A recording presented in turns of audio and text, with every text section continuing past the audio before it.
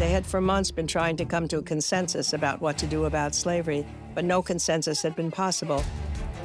If you issue this proclamation now, it will look like an acceptance of defeat. The fate of the Emancipation Proclamation really rested on the fate of the Union Army. Lincoln knew that something had to shift, and then he just said simply, "I've made this decision, and I hope it's right."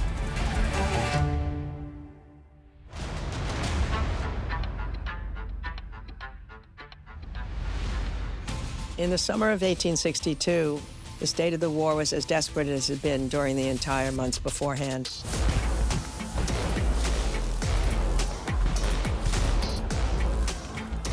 McClellan was only 5 miles away from Richmond and then was defeated by Lee's army and had to retreat. The retreat was devastating for the American people and was devastating for the Union cause. Lincoln realized we'd come to the end of our string, he said. Something had to change. When the Civil War began, the goal was not to end slavery, but simply to bring the seceded states back into the Union. Lincoln had long believed that slavery was wrong. Indeed, he said if slavery wasn't wrong, then nothing was wrong. But he did not believe the federal government had the power to end slavery in the states where it already existed. In the summer of 1862, he went to the Soldiers' Home, where he found time to think.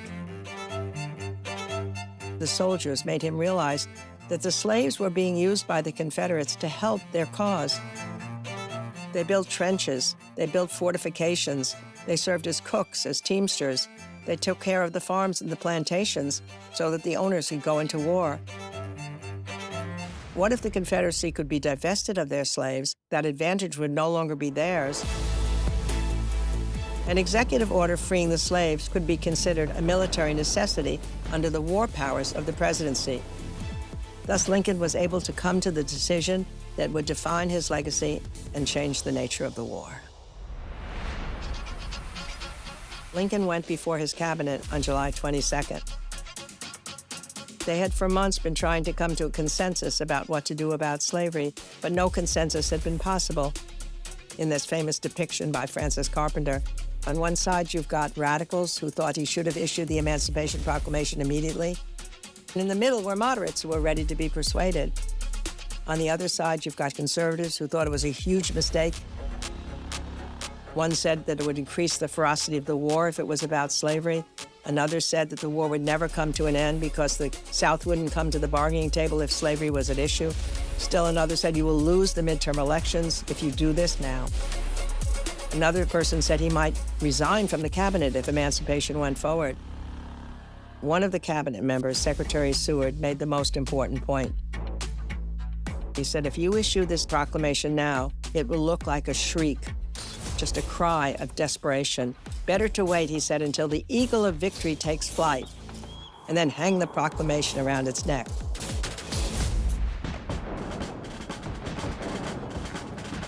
Finally, in September, the Battle of Antietam took place. And though it was a terribly bloody conflict and both sides lost amazing numbers of troops on each side, at least the rebels had been discharged from Maryland and Delaware and pushed south. So he went to the cabinet and he said, I wish it were a better time, but at least the rebel army has gone south. And I made a promise to my maker, and he very rarely talked that way, that if the rebels were forced out, I would issue the proclamation. The reason he waited till January 1st, 1863 for the proclamation to take effect, he was giving the Southerners a last chance to free their slaves before they would permanently forfeit them if they were still in the war.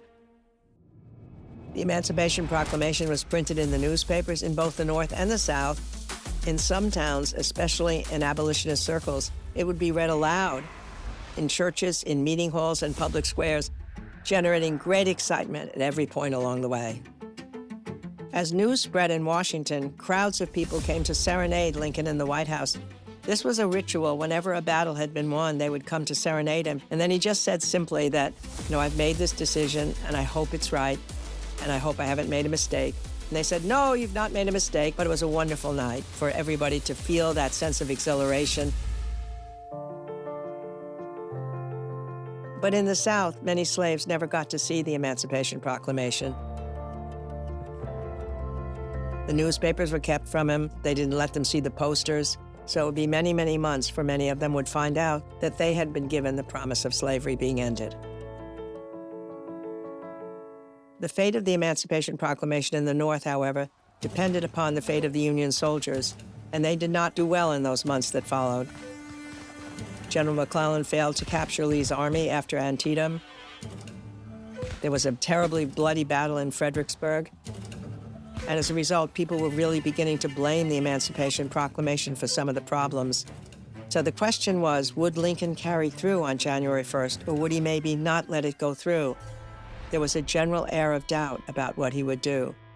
He was very aware that it was going to be a very controversial thing. While it would generate great excitement in parts of the North, it would also generate great resentment in parts of the North and make the task of ending the war much more complicated for him. Maybe he wasn't going to sign it after all.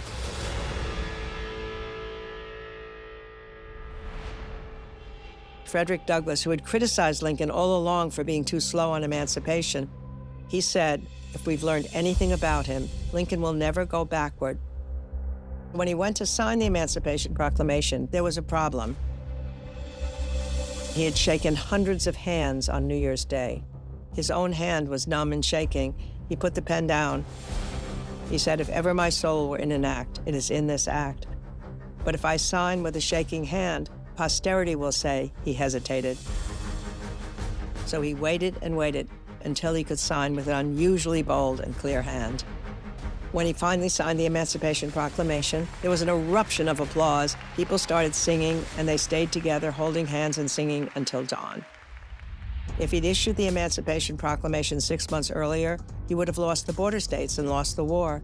If he'd waited any longer, he would have lost the morale boost it provided and the additional strength that the black troops would contribute to the Union cause. All his life, Lincoln had hoped to accomplish something so that he would be remembered. When he finally signed the Emancipation Proclamation, he spoke to an old friend of his who had known him for many years, and he said, perhaps in this measure, my fondest wish has been realized. But at the same time, he refused to take the credit himself. When people called him a liberator, he said, don't call me that. It was the Union soldiers and the anti-slavery movement that did it all. He realized that change takes place usually from the ground up. It is the citizens themselves that are responsible, and he saw that the anti-slavery movement and the bravery and the courage of the Union soldiers, they were the ones, and he said, I'm only an instrument. But what an instrument he was, no question.